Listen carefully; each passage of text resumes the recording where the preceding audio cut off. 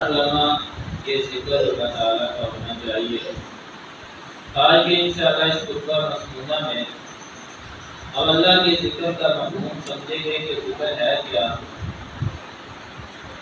کثرت ذکر الہی کا حکم جو اللہ تعالیٰ نے دیا، اللہ سبحانہ و تعالیٰ کے ذکر کے فوائد کیا ہیں۔ اللہ کا ذکر افضل ترین اعمال اور افضل ترین عبادات میں سے ہے۔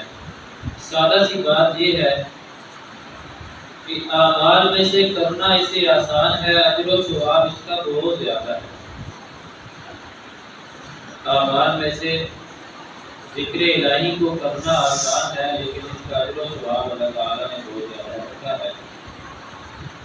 اگر اس طرح کہہ لیں تو بجا ہوگا کہ اعمال صالحہ جو ہیں، نیک اعمال، اچھے اعمال، ان کی روح اللہ کا ذکر ہے۔ کیونکہ عمل جو ہے اگر اللہ تعالیٰ کے ذکر سے خالی ہو تو اس جسم کی مانند ہے جس میں روح نہیں۔ جو جسم مردہ ہے، بے جان ہے، لاشا ہے۔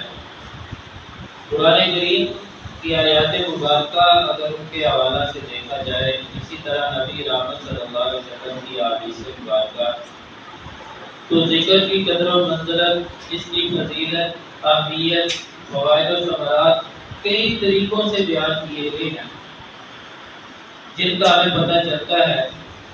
کہیں پر اجر و ثواب کا ذکر ہے، کہیں پر ان کی اہمیت اور فضیلت کا ذکر ہے، کہیں پر ان سے غفلت برتنے سے روکا گیا ہے، متنبہ کیا گیا ہے کہ اللہ کی یاد اور ذکر سے غافل نہ ہو جانا۔ بلکہ اللہ سبحانہ و تعالیٰ نے تو اس سے سب سے بڑی نیکی کہا ہے۔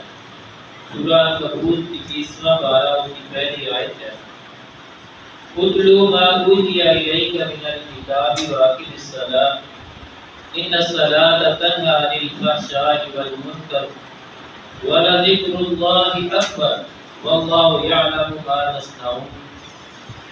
کہ آپ کتاب قرآن کریم کی تلاوت کریں، نماز کو قائم کریں، بے شک نماز بے حیائی اور برے کاموں سے روکتی ہے، اور ساتھ ہی فرمایا وَلَذِكْرُ اللَّهِ أَكْبَرُ، اللہ کا ذکر سب سے بڑا عمل ہے، سب سے بڑی نیکی ہے۔ اللہ کو یاد کرنا، اللہ کا ذکر کرنا۔ اور اللہ تعالیٰ جانتا ہے جو بھی تم اعمال کرتے ہو، تمہارے دل میں، نیت میں، ارادے میں کیا ہے۔ اللہ سبحانہ و تعالیٰ دلوں اور سینوں کے بھید اور راز بھی جانتے ہیں۔ سیدنا ابو درداء رضی اللہ تعالیٰ عنہ بیان کرتے ہیں، نبی رحمت صلی اللہ علیہ وسلم نے صحابہ کرام تشریف فرما تھے، انہیں مخاطب کر کے فرمایا الا انبئکم بخیر اعمالکم، کیا میں تمہارے اعمال میں سے بہترین اعمال کا تمہیں نہ بتلاؤں؟ وَأَزْكَاهَا عِندَ مَلِيكِكُمْ، جو انتہائی پاکیزہ بابرکت ہوں تمہارے مالک، خالق، آقا، مولا کے پاس۔ وَخَيْرٌ لَكُم مِّنْ أَنفَاقِ الذَّهَبِ وَالْوَرَقِ، سونا اور چاندی خرچ کرنے سے بھی زیادہ بہترین اعمال۔ وَخَيْرٌ لَكُم مِّنْ أَن تَلْقُوا عَدُوَّكُمْ فَتَضْرِبُوا أَعْنَاقَهُمْ وَيَضْرِبُوا أَعْنَاقَكُمْ، یہاں تک کہ تم اپنے دشمنوں سے ملو، ان کا آمنا سامنا ہو، وہ تمہاری گردنیں ماریں، تم ان کی گردنیں اتاریں۔